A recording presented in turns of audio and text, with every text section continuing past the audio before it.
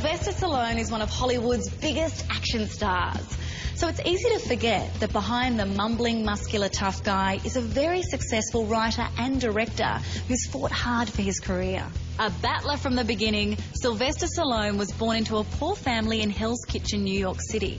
His trademark droopy eye and mouth were the result of a botched forceps delivery that severed a nerve in his face. Growing up in an unhappy home, he spent many years in foster care.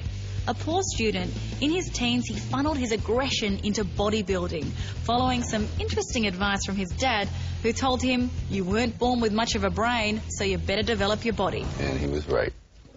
To this day, he was right. It's true. No, he said that, and that probably was the turning point of my life, because let's say I hadn't done that, I wouldn't be here today.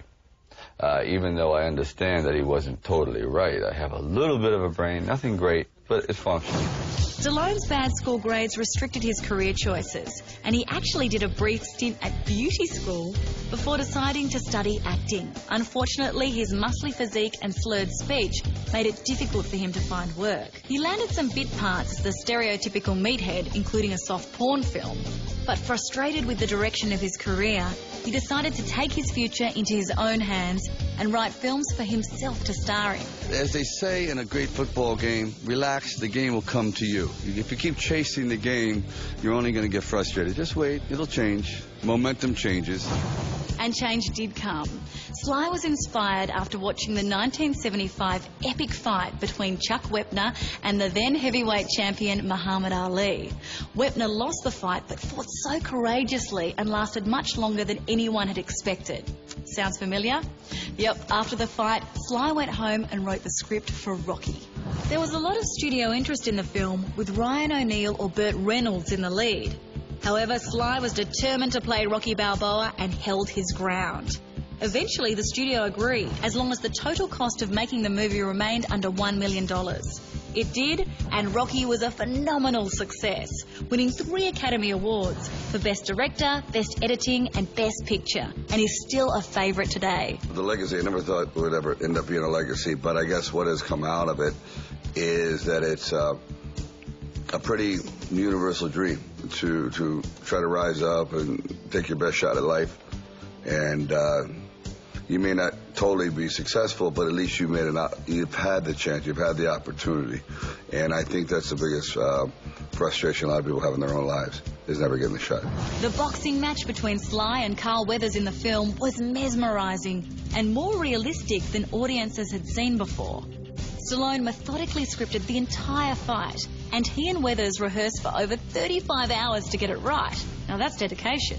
The choreography was something that hadn't really been developed. And what we wanted to do, and we did in the other Rockies, is sustain the action so that literally you could run the camera the entire round and you would have a fight that would hold up on its own without necessarily cutting away because you just ran out of punches. So that took a lot of time, and that was something in my naivete, I couldn't believe had never been done before, but it hadn't. So that's one of the reasons I think Carl Weathers and I worked well together, is because we had so many hours in the ring just throwing at one another that we come within a hair of destruction. A huge hit, Rocky spawned a massive 6 sequels. Audiences around the world connected with the underdog's inspirational determination. Stallone drew from his own life, channeling the emotions he felt from his own real-life struggles into Rocky's frustration towards his boxing career. A much-loved character, many were now unable to separate Sly's personality from Rocky. The people, when they're not yelling for Sylvester Stallone. Believe me, it's all Rocky, Rocky, yo, rock, rock. There is no separation between the two identities. So I have to sometimes be very aware that they don't want me to act like Sylvester Stallone. They want you to be Rocky. They don't want you to be a little flippant. They want you to be, kind of the character. So, so sometimes you're performing all the time, even when the camera stops.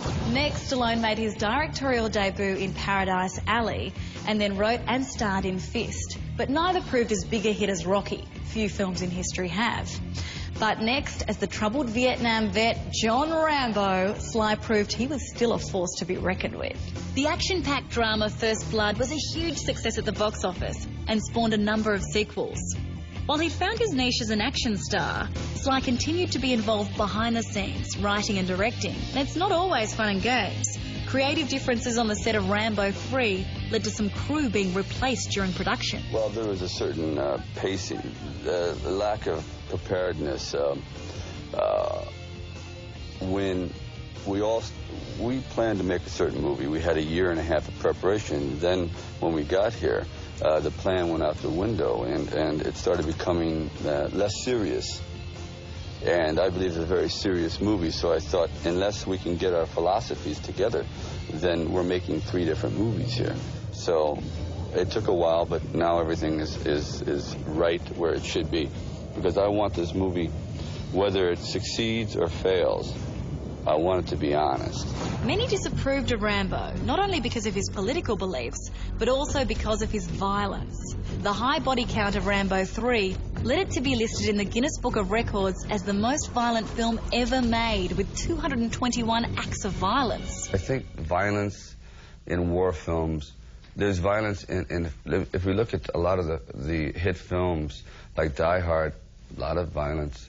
It all depends if it's too real, they don't like it.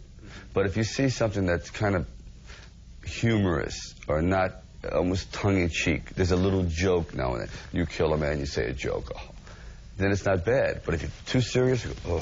Stallone may be one of Hollywood's most successful action stars, but he's not convinced that violence on the big screen translates to violence on our streets.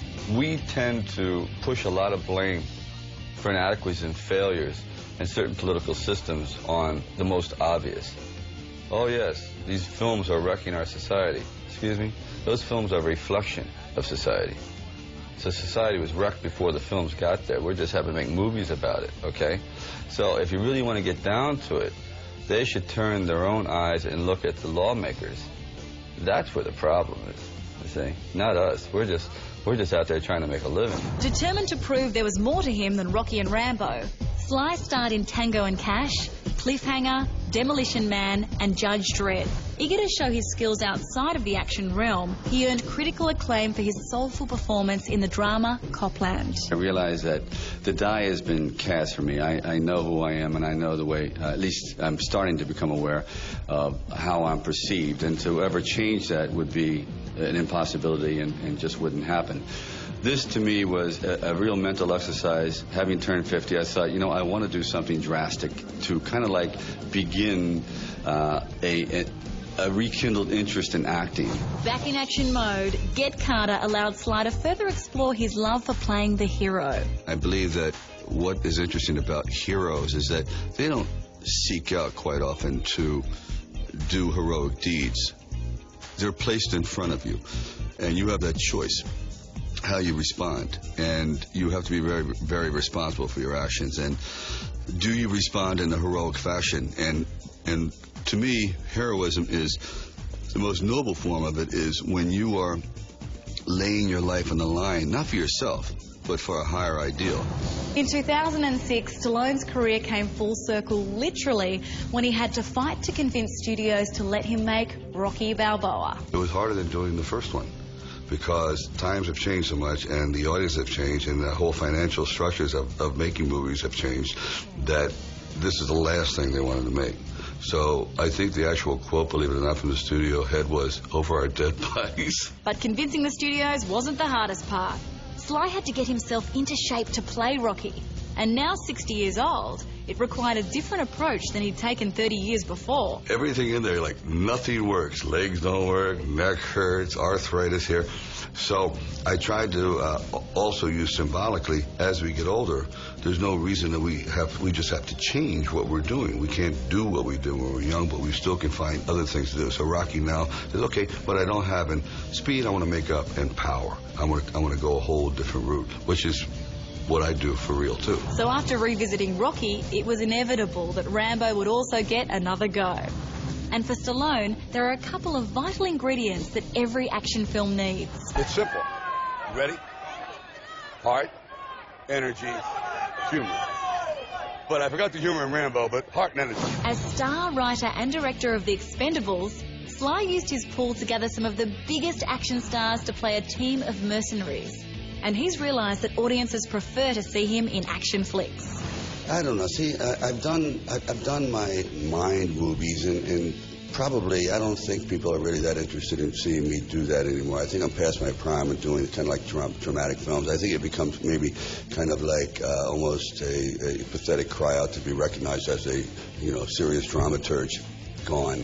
I did my little moment. Like, I'm very proud of the drama in Rocky Balboa. It's about as deep as I can go, Copland.